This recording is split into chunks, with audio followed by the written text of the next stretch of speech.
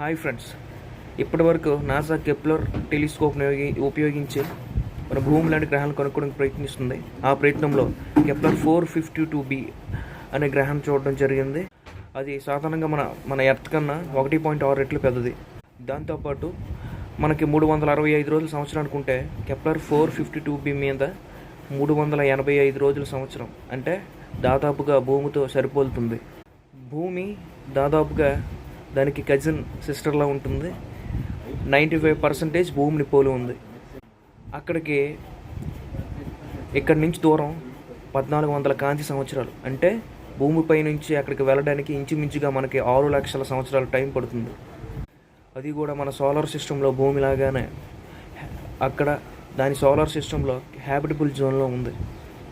దాదాపుగా ఏలియన్స్ ఉండే అవకాశం కూడా ఉంది. సో శాస్త్రవేత్తలు త్వరగా దానిపై జీవాన్ని కనుక్కునే ప్రయత్నం